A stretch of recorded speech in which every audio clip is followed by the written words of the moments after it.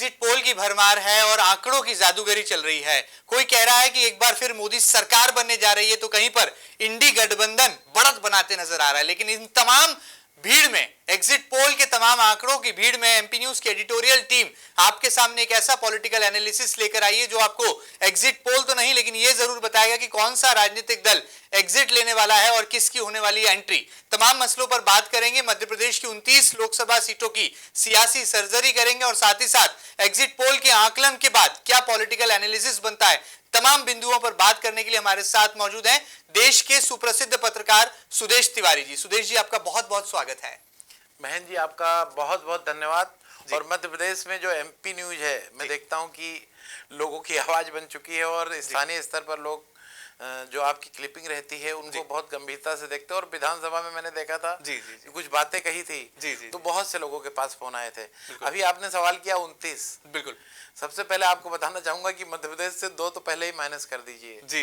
इंदौर, जहां पर निर्दलीय और नोटा से मुकाबला था शंकर लालवानी का, बिल्कुल। और मध्य प्रदेश भारतीय जनता पार्टी के जो अध्यक्ष हैं बीडी शर्मा जी, उनका मुकाबला भी इसी तरह निर्दलीय से, और उनकी बात की जाए तो वो भी खजुराहो सीट भी माइनस कर दीजिए। बिल्कुल, मतलब 27 सीटों की सर्जरी हम करने वाले हैं। बिल्कुल, आप 27 सीटों पे आप पूछिए कि मध्य प्रदेश की अगर बात करें तो कहाँ क्या स्थितियां हैं। बिल्कुल। सुदेश जी, सबसे पहले मुझे लगता है कि जो हमारे दर्शक हैं वो भी जानना चाहेंगे कि मध्य प्रदेश की जो 27 सीटें हैं, इनमें हाई प्रोफाइल सीटों की बात करें, जैसे छिंदवाड़ा की अगर हम बात करें जहां से कमलनाथ के बेटे नकुलनाथ मैदान में है, राजगढ़ की बात करें जहां से पूर्व मुख्यमंत्री दिग्विजय सिंह है, ऐसी जो तमाम बड़ी सीटें हैं, क्या आपको लगता है कि वाकई में इन पर निगाहें टिकी हैं? और उज्जैन संसदीय सीट की बात करूं जहां पर सीएम डॉक्टर मोहन यादव के लिए भी प्रतिष्ठा का प्रश्न है और अनिल फिरोजिया को दोबारा जो है बीजेपी ने मौका दिया है, तो कांग्रेस ने महेश परमार को मैदान में उतारा है। इन सीटों पर पहले बात करते हैं और फिर मुझे लगता है कि एक पॉलिटिकल एनालिसिस आपका लेते हैं। तो सबसे पहले हाई प्रोफाइल सीटों का क्या ब्यौरा आपकी नजरों में नजर आता है? देखिए, सबसे पहले छिंदवाड़ा की बात कर लेते हैं। छिंदवाड़ा में अमित शाह जी खुद वहां पर पहुंचे,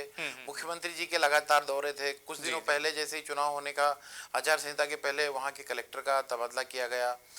भारतीय जनता पार्टी की तरफ से पूरी सी ताकत लगी। वहां के महापौर की बात करें, दीपक सक्सेना जो पूर्व मंत्री थे, कमलनाथ के करीबी, और भी कई कमलनाथ के जो करीबी थे, उनको तोड़कर भारतीय जनता पार्टी में लाया गया। और जो वहां का चुनाव था, शायद मुझे लगता है कि प्रदेश की सबसे हाई प्रोफाइल सीट अगर कोई कहे तो कमलनाथ जी। उसके पीछे का रीजन ये है महेंद्र जी कि जो कमलनाथ जी हैं वहां पे लगभग 30 से 35 सालों से वहाँ के सांसद हैं और छिंदवाड़ा के डेवलपमेंट का वो दम भरते हैं कि वहाँ उन्होंने डेवलपमेंट किया है। इसलिए छिंदवाड़ा की जनता उनको चाहती है। मुख्यमंत्री का जो काल था उस दौरान भी, और वर्ष 2019 में, लेकिन चौंकाने वाले टाइप का नतीजा है, बहुत कम मार्जिन से जो उनके बेटे नकुलनाथ है वहां से सांसद बने।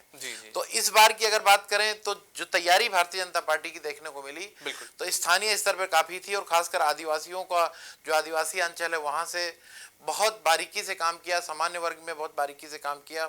अब रही बात रिजल्ट की, तो मेरे कुछ सहयोगी वहां पर हैं, उनसे हम बात कर रहे थे। उनका सीधे तौर पर कहना है कि इस बार फिजाएं चेंज है। बंटी साहू और नकुलनाथ में कंपेयर करें तो प्रत्याशी के तौर पर तो बंटी साहू नकुलनाथ के सामने काफी कमजोर है। उनके कुछ ऑडियो वीडियो और कई तरह की बातें उनकी चर्चा में आती रही, विवादों से घिरे हुए थे। लेकिन यह नहीं भूलना चाहिए कि नकुलनाथ के सामने भारतीय जनता पार्टी का काडर चुनाव लड़ रहा था। वह भारतीय जनता पार्टी जिसकी मध्य प्रदेश में कुछ दिन पहले ही 162 सीटें आई और मध्य प्रदेश में सुनामी कह सकते हैं भाजपा की आई। बिल्कुल ठीक बात। तो ऐसी स्थिति में ऐसी पार्टी के सामने वो चुनाव लड़ रहे थे नकुलनाथ, लेकिन कमलनाथ में ने भी अपनी पूरी ताकत झोंकी, भारतीय जनता पार्टी के कैडर ने भी अपनी पूरी ताकत झोंकी। अब बात यहाँ पर यह आ रही है महेंद्र जी, कुछ लोगों को कहना था कि जो भारतीय जनता पार्टी ने अतिरिक्त ताकत लगाई तो वहां की जो जनता है, जो कमलनाथ से जिसका भावनात्मक अटैचमेंट है, वहां के लोगों से भावनात्मक रिश्ता है, तो उसका ऐसा नेगेटिव पार्ट ऐसा हो सकता है कि कमलनाथ की तरफ हो सकता झुकाव हो। दूसरी तरफ भारतीय जनता पार्टी ने वहां पर डेवलपमेंट के जो वादे किए हैं, डेवलपमेंट की बात की है, आरएसएस की जो कैडर है उस समय बात तक खूब काम कर रहा था, तो जिस तरह से काम हुआ है इससे भारतीय जनता पार्टी का भी पलड़ा कमजोर नहीं दिखाई देता है। तो अपने आप में इस बार 29 सीटों में पिछली बार एक सीट कांग्रेस जीती थी, तो जो सबसे हाई प्रोफाइल सीट है छिंदवाड़ा, तो वहां पर भी इसी तरह के कयास लगाए जा रहे हैं। लेकिन 4 तारीख का लगभग 12 बजे तक का दिन का इंतजार कर लेना चाहिए, तब तस्वीर साफ फिर देखना हो। अब आते हैं राजगढ़।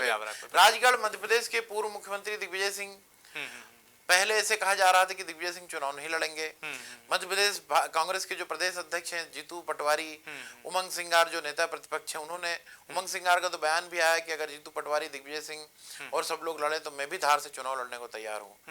तो कहीं ना कहीं उमंग सिंगार और जीतू पटवारी तो चुनाव नहीं लड़े, लेकिन दिग्विजय सिंह को जब टिकट दिया गया तो दिग्विजय सिंह का जो चुनाव का लड़ने का अंदाज था, भले ही भारतीय जनता पार्टी का मध्य प्रदेश में काडर रहा हो और दमदारी से काम कर रहे थे।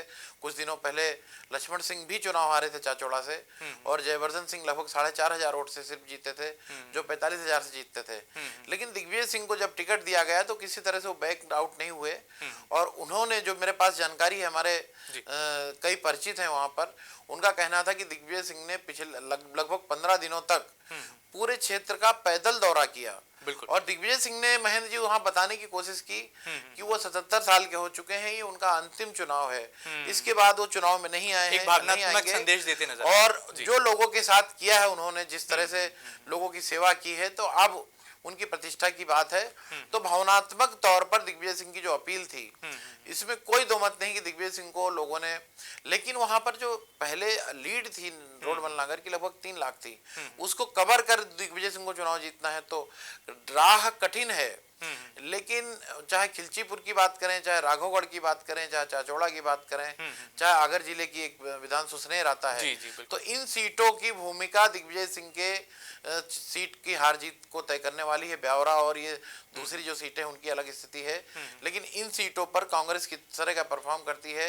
यदि जयवर्धन सिंह की जो सीट है राघवगढ़, वहां से 40-50 हजार या 30-40 हजार की लीड मिलती है, या फिर लक्ष्मण सिंह की जो सीट है चाचौड़ा, वहां से मिलती है, या सुसनेर से मिलती है, या ब्यावरा से, तो उसके बाद तय होगा कि, क्योंकि 3 लाख का जो आंकड़ा है और वोट भी बढ़े हैं, और परसेंटेज भी 74% के आसपास गया है, मुझे जो जानकारी है, तो इसलिए अभी भी सीट सबसे रोचक है। उसके जस्ट पड़ोस में महेंद्र जी, प्रदेश की एक और हाई प्रोफाइल सीट है ज्योतिरादित्य सिंधिया की। जी बिल्कुल, गुना की अगर हम बात हमको ये नहीं भूलना चाहिए कि वर्ष 2019 में ज्योतिरादित्य सिंधिया को केपी यादव ने शिकस्त दी थी। बिल्कुल।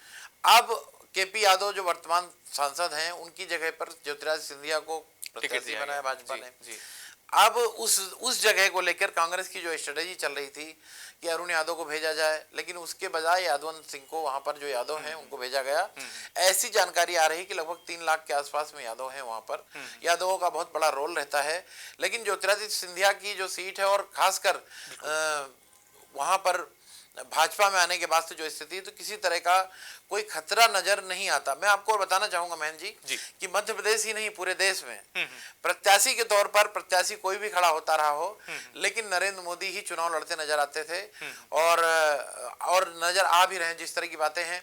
तो ज्यादातर चेहरा यहाँ पर देश के प्रधानमंत्री नरेंद्र मोदी का, मतलब मोदी लहर से सीधा सीधा सामना है कांग्रेस का, ये कहा जा सकता है। बहरहाल हम यहाँ पर तमाम सीटों की सर्जरी भी करेंगे, लेकिन आपको उससे ठीक पहले ये बता दें कि जो मतदान के आंकड़े हैं, प्रतिशत हैं, वो भी बड़े कई चौंकाने वाले रहे। हालांकि गर्मी का मौसम रहा, कुछ संसदीय सीटों पर मतदान का आंकड़ा घटा भी है, तो कहीं पर बम्पर हुआ है, जैसा कि राजगढ़ ब्यावरा का आपने जिक्र किया। अगर मैं आगे बढ़े सुदेश जी, तो उज्जैन की बात करें, उज्जैन वो क्षेत्र है जो कि सीएम डॉक्टर मोहन यादव का गृह क्षेत्र है। इस संसदीय सीट पर क्या मुकाबला आपको रोचक नजर आया है, और लगता है कि महेश परमार जो कि कांग्रेस का चेहरा थे, और बीजेपी से अनिल फिरोजिया, इन दोनों में कांटे की टक्कर बताई जा रही है, लेकिन रुझान आपको क्या नजर आ रहा है, क्योंकि अब कुछ ही घंटों का वक्त वोटों की गिनती में रह गया है?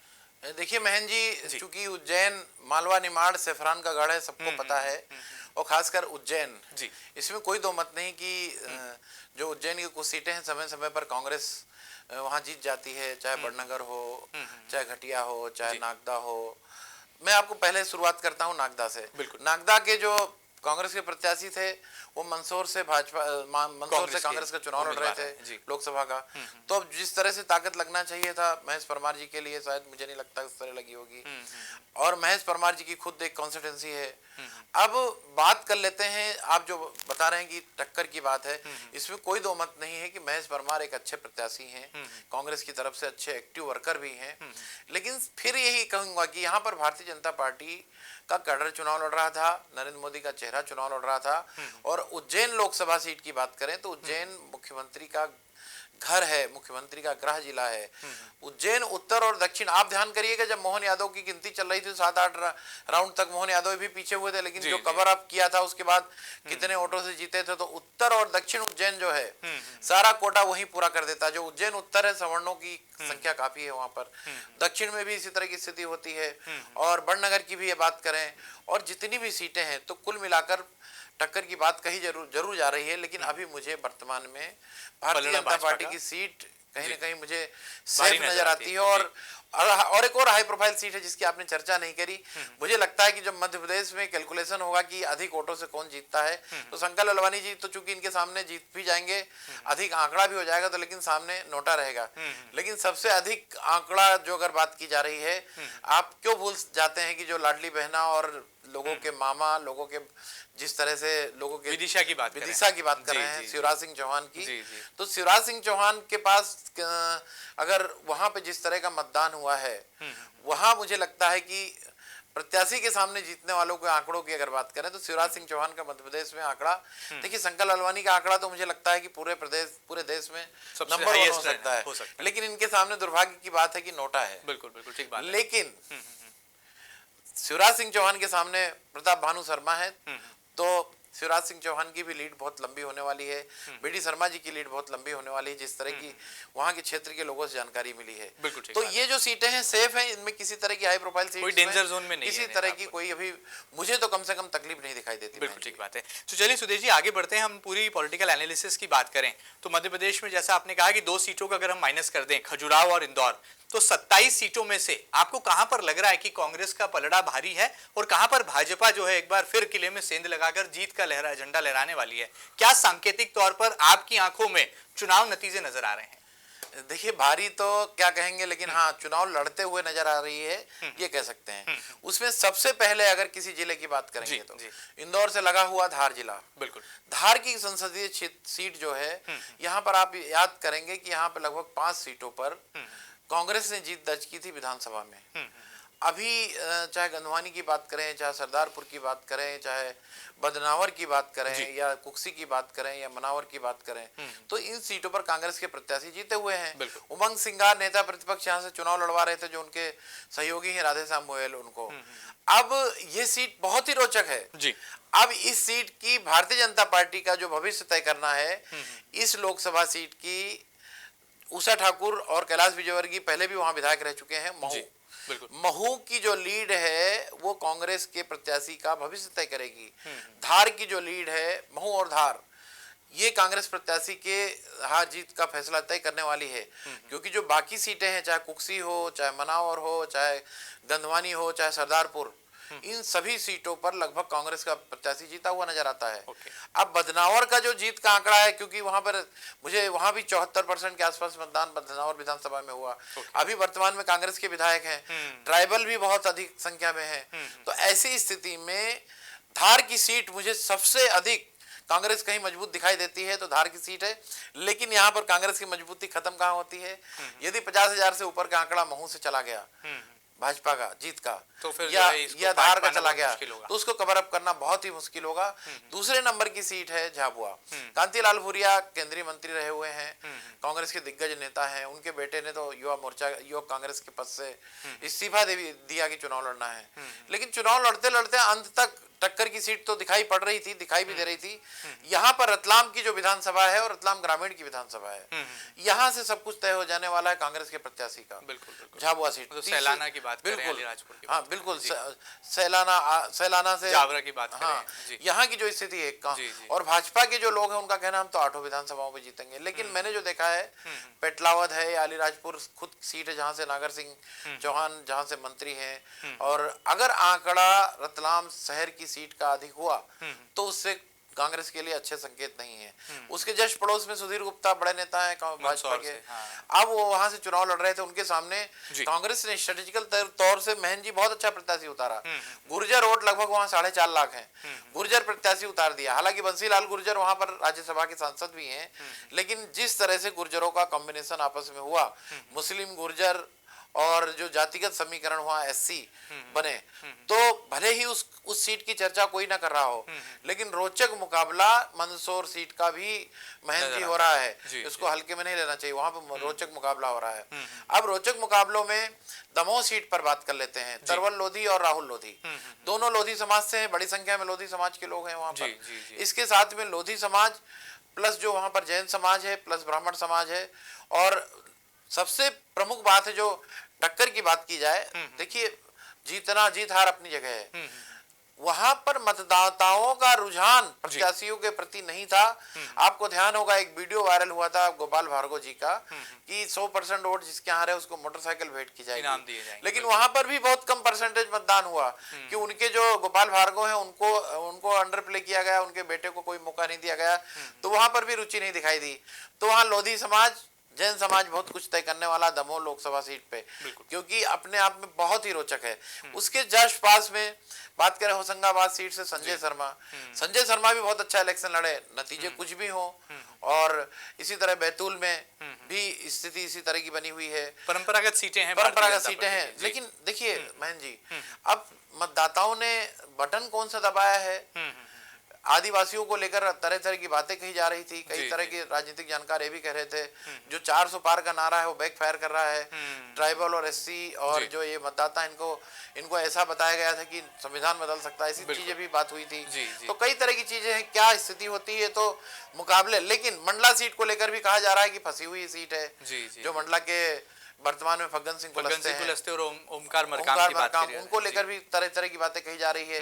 अब जातिगत समीकरण भले उत्तर प्रदेश नहीं है, मध्य प्रदेश है, लेकिन मुरैना सीट पर भी बहुत कास्टिज्म का असर यहाँ पर ब्राह्मण, ठाकुर और उसके साथ में गुर्जर मतदाता तीनों को मिलाकर अपना एक अलग स्थिति बनी हुई है। भिंड की भी यही स्थिति है। भिंड के भी कांग्रेस ने, देखिए कुछ सीटों पर कांग्रेस ने अच्छा इलेक्शन लड़ा है, परिणाम क्या होंगे अलग चीज है।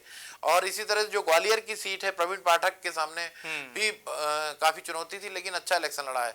और फिर इधर आ जाते हैं, एक और सीट है रोचक सीट, पहले हुआ करती थी, पोरलाल खरते जो कि वाणिज्य कर विभाग में असिस्टेंट कमिश्नर के पोस्ट पर थे। उसके बाद उन्होंने चुनाव लड़ा, आदिवासी नेता के तौर पर अपने आप में मजबूती से चुनाव लड़ रहे थे कांग्रेस की तरफ से।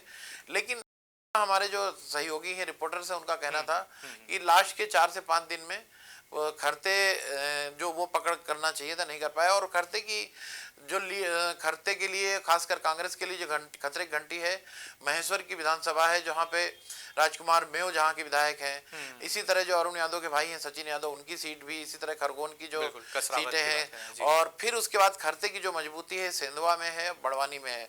तो चुनाव तो बहुत अच्छा लड़ा, लेकिन परिणाम पे मुझे संशय है। अब खंडवा की बात करें तो खंडवा तो कहीं से कहीं तक कोई चर्चा में ही नहीं रहा, जहां से अरुण यादव चुनाव लड़कर चुनाव जीता करते थे। और भोपाल कोई चर्चा में ही नहीं थी, किस तरह की स्थितियां होंगी सबको पता है। आलोक शर्मा को परसी हुई थाली कह सकते हैं आप। और इधर बाकी जो सीटों की बात करें, एक और रोचक सीट है सतना, जहां पर गणेश सिंह के सामने जो कुशवाहा चुनाव लड़ रहे थे, जो वर्तमान विधायक जिन्होंने विधानसभा में चुनाव हराया था। तो परिणाम क्या होंगे मैं नहीं कह सकता हूं, लेकिन रोचक चुनाव सतना और सीधी का भी है, कमलेश्वर पटेल का हो या फिर सतना का चुनाव हो। ये भी अपने आप में इसको कड़ा मुकाबले के तौर पे लोग देख रहे हैं। परिणाम क्या होंगे ये तो तय उस वक्त ही करेगा, लेकिन इन सीटों पर भी अपने आप में रोचक मुकाबले हुए हैं। अब देवास की बात करें, बिल्कुल राजेंद्र माल भी थे कांग्रेस से, और लेकिन एक तरफा जैसा माहौल, कभी कोई चर्चा ही नहीं हुई यहाँ इलेक्शन में भाजपा कहीं खतरे में है या कुछ है इस तरह की।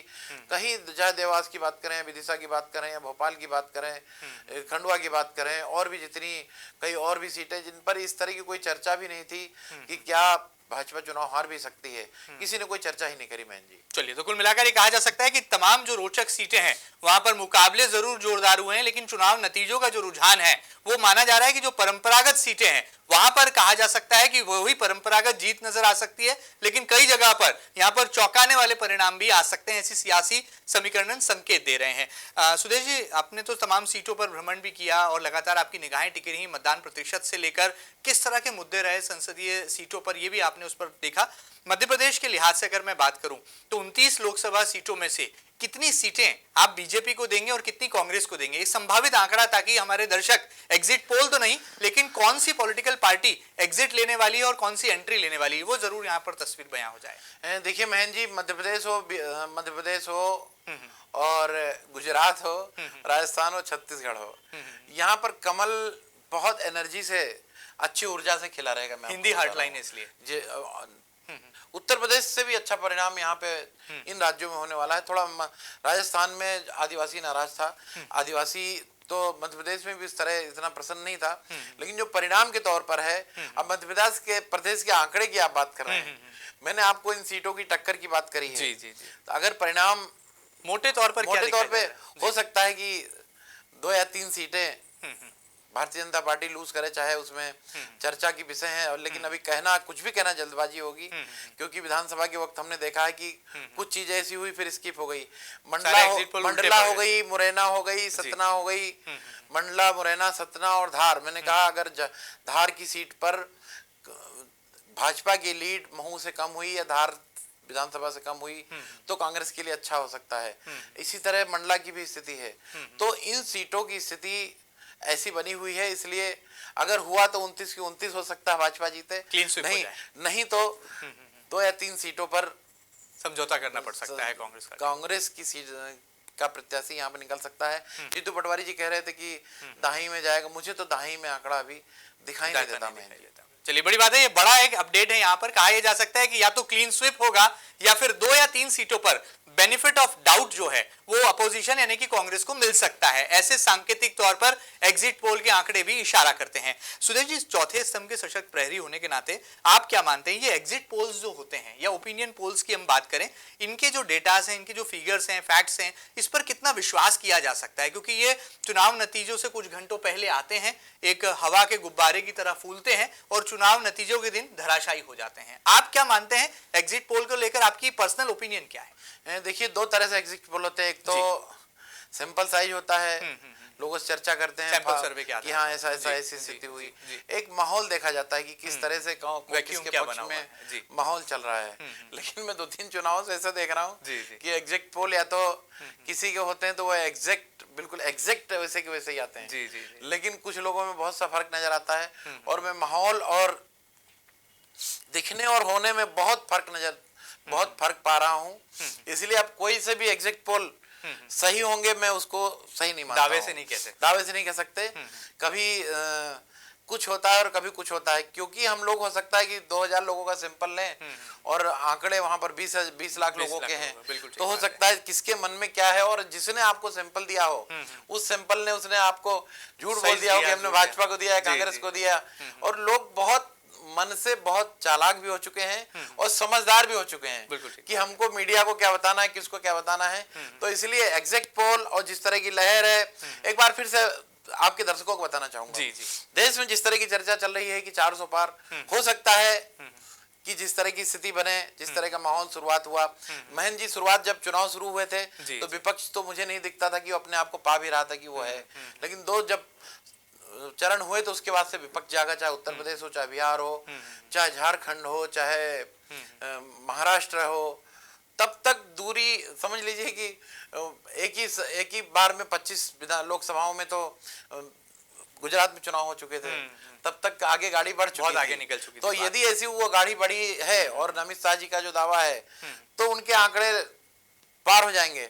लेकिन जिस तरह की बातें और भी आ रही हैं कि कर्नाटका से नुकसान हो सकता है, तमिलनाडु की बात आ रही है, तमिलनाडु तो है ही, लेकिन अगर साउथ की जो 125 से 130 सीटें हैं वहां पर जिस तरह की स्थितियां बन रही हैं, जिस तरह से उस लगभग 30-35 सीटों का नुकसान एनडीए को हो रहा है, तो अब उसमें आंध्र को छोड़ दिया जाए, और आंध्र में भी वाईएसआर के जो बेटे हैं जगन मोहन रेड्डी, उनकी पार्टी है, तो लेकिन ये भी देखना चाहिए कि मौका परस्त लोग होते हैं कि किस तरफ चले जाएं, दल बदलना, वो इस तरह की स्थिति होती है। तो दक्षिण भारत में स्थिति भाजपा की इतनी अच्छी नहीं दिखाई देती, लेकिन बाकी जगहों पर चुनाव हो चुके थे जब तक विपक्ष जागा था, तो इसलिए क्या होगा क्या नहीं होगा इंतजार करना चाहिए उस दिन का। लेकिन हाँ, जो चुनाव ऐसा लग रहा था कि नीरस होगा, 2 चरणों के बाद से तो रोचक हो चुका है पर आ गया। और अब हम और आप चर्चा कर रहे हैं। बिल्कुल ठीक बात है। चलिए जाते जाते सुदेश जी ये भी बता दीजिए कि एक तरफ भारतीय जनता पार्टी ने कहा कि अब की बार 400 पार, तो वहीं हाथ बढ़ाएगा बदलेगा हालात, कांग्रेस पार्टी का ये नारा था। तो आपको नजर आता है एक तरफ इंडी गठबंधन, दूसरी तरफ एनडीए, कांग्रेस का नारा हाथ बदलेगा हालात और बीजेपी अब की बार 400 पार, ये सपना होगा साकार नारों का, आपको लगता है? देखिए चुनाव के नारे हैं, कोई 400 पार की बात करे, लोग अपने एक्सट्रीम का ही तो बात करता है, कोई भी बात करेगा तो हाथ बदलेगा हालात। अब हाथ बदलेगा हालात तभी जब हाथ के सीटें आएंगी, उनके साथ दल होंगे, भाजपा के 400 पार होंगे। अब लेकिन इसमें कोई दो मत नहीं कि कांग्रेस की सीटों में इजाफा होगा। उसके पीछे सबसे प्रमुख राज्य है कर्नाटक। जी, बड़ी संख्या में सीटें वहां से बढ़ेंगी। केरल की बात करें और साउथ की बात करें, और कुछ सीटें महाराष्ट्र में बढ़ सकती हैं। तो जब पिछली बार 54 सीटें थी तो उससे तो ऊपर जाने वाली है कांग्रेस। तो कांग्रेस के पास खोने को कुछ बचा नहीं था, जो भी करेगी, तो हालात अपने हालात तो कम से कम कांग्रेस बदलते हुए दिखाई दे रही है। अच्छा, इस चुनाव में आपको कहीं राम मंदिर का मुद्दा नजर आया? क्योंकि हम मोदी लहर की बात खूब कर रहे थे, इंडिया अलायंस की बात भी करी, लेकिन राम मंदिर के मुद्दे को कहीं लोग भूल से गए थे क्या, या ये मुद्दे ने भी काम किया है? और जिस सनातन की लहर पर शिवराज सिंह चौहान ने एक बड़ा बंपर मैंडेट बीजेपी को दिलाया था, वो लहर कहीं काम करती नजर आई? देखिए महेंद्र जी, आपने बिल्कुल सही सवाल किया है। विधानसभा के चुनाव में राम मंदिर निश्चित तौर से चर्चा का विषय था। भारत देश के लोगों की याददाश्त बहुत छोटी होती है, इसमें कोई दो मत नहीं है। भूले जरूर होंगे, लेकिन लोगों को राम लोगों के जहन में है। जो मतदाता है भाजपा का, वो एक पढ़ा लिखा मतदाता है। वो कभी किसी चीज की बोलने में भरोसा नहीं करता। तो हो सकता है कि उसका असर सामने नहीं दिख रहा हो, लेकिन ऑटो के माध्यम से दिखाई पड़े। धारा 370 या राम मंदिर का मुद्दा हो, और तो इसलिए उसको इग्नोर तो नहीं किया जा सकता। लेकिन हाँ, जिस तरह का बूम की उम्मीद थी भाजपा को, एक बात और चर्चा में है, सच्चाई क्या है, आरएसएस का जो एक्टिव होने का एक अंदाज होना चाहिए था, वो इस चुनाव में उतना नहीं दिखाई दिया। और भाजपा के जो राष्ट्रीय अध्यक्ष है, उनका एक बयान पिछले दिनों आया था, उसको लेकर भी लोग चर्चा कर रहे थे कि अब अटल बिहारी वाजपेयी जी को आरएसएस की आवश्यकता पड़ती थी, इस तरह को कुछ बयान था। तो कई तरह की चर्चा और कयास हैं, लेकिन गर्मी जो इस बार पारा 44, 45, 52 इस तरह जा रहा है, तो चुनाव का मतों की जो आंकड़ा है, परसेंटेज है, उसको कम होने के पीछे गर्मी भी एक बहुत बड़ा कारण है। बिल्कुल ठीक बात है, मतदान का प्रतिशत जो कि कम हुआ है, तापमान ने भी जो है अपना असर दिखाया। बहरहाल जाते जाते क्या कहना चाहेंगे, पत्रकारिता की राजधानी इंदौर से देश की राजधानी दिल्ली तक में आप लगातार भ्रमण करते हैं, तमाम सीटों पर देखते हैं, राजनीतिक हवाओं का रुख भी पढ़ लेते हैं, क्या आपको सटीक विश्लेषण नजर आता है जो कि आप हमारे एमपी न्यूज के दर्शकों के साथ साझा करेंगे, ताकि वो चुनाव नतीजे तो नहीं लेकिन नतीजों के करीब खुद को देख पाए और ये तस्वीर उकेर पाए कि देश में क्या एक बार फिर मोदी सरकार की वापसी हो रही है या फिर उलटफेर के संकेत दिखाई दे रहे हैं? देखिए अभी तक जो दिखाई दे रहा है, हम तो हिंदी राज्य की बातें करें, हिंदी राज्यों की, तो फिलहाल में कमल खिलता हुआ दिखाई दे रहा है। और हो सकता है कि एनडीए की सीटें कम हो, कुछ कमल की भी, भाजपा की भी सीटें कम हो, लेकिन अभी तक इस तरह की कोई वो नहीं दिखाई दे रही कि कोई आसमानी सुल्तानी हो जाएगा। वो जब परिणाम आते हैं तो कई बार ऐसे हुए हैं देश की सियासत में जो परिणाम उल्टे हो, लेकिन अभी मुझे तो किसी तरह का ऐसा परिणाम नहीं दिखाई दे रहा है कि वर्तमान सरकार वापसी नहीं करेगी। चलिए, बड़ी बात है, यहाँ पर पॉलिटिकल एनालिसिस हमने आपके सामने रखा और एग्जिट पोल्स के आंकड़ों की भीड़ के बीच में से हमें एक ऐसा सटीक विश्लेषण आपके सामने प्रस्तुत कर पाए होंगे जो कि आपको नतीजों के करीब भी ले जाएगा, साथ ही साथ ये भी सांकेतिक तौर पर दिखाएगा कि मध्य प्रदेश की 29 लोकसभा सीटों पर सियासी समीकरणों का कैसा दांवपेच रहा, हाई प्रोफाइल सीटों पर क्या समीकरण रहे, कहां पर कांटे का मुकाबला रहा, कौन से नेताओं ने चुनाव अच्छा लड़ा और कहां पर जीत के लिए संकेत साफ हो गए हैं। बहरहाल यहाँ पर हमें देश के सुप्रसिद्ध पत्रकार सुदेश तिवारी जी सीटवार अपडेट भी कर रहे थे और साथ ही साथ ये भी बता रहे थे कि किस तरह से मुद्दों के आधार पर जनता से सरोकार रखने वाली सियासत इस चुनाव में दिखाई दी और तापमान के बढ़ते पारे ने जरूर यहां पर मतदाताओं को रोका है, अपने घरों से निकलने में उन्हें मुश्किलात हुई हैं। शायद यही वजह है कि मतदान का प्रतिशत भी बेहद कम रहा है। देखने वाली बात यह होगी इन तमाम आंकड़ों के बावजूद चुनाव नतीजे 4 जून की सुबह कैसे निकल कर आते हैं और क्या वाकई में देश में एक बार फिर वापसी कर पाते हैं प्रधानमंत्री नरेंद्र मोदी या राहुल गांधी का मैजिक कुछ निकलकर बाहर आता है। ये खास पेशकश आपको कैसी लगी? एग्जिट पोल नहीं, लेकिन कौन सी पॉलिटिकल पार्टी ने लिया है एग्जिट और किसकी होने वाली एंट्री, ये तस्वीर हमने यहां पर आपके सामने रखने की कोशिशें की हैं। ताजा तरीन खबरों के लिए कहीं मत जाएगा, लगातार बने रहिएगा आपके अपने न्यूज चैनल एमपी न्यूज के साथ। फिलहाल इतना ही, नमस्कार।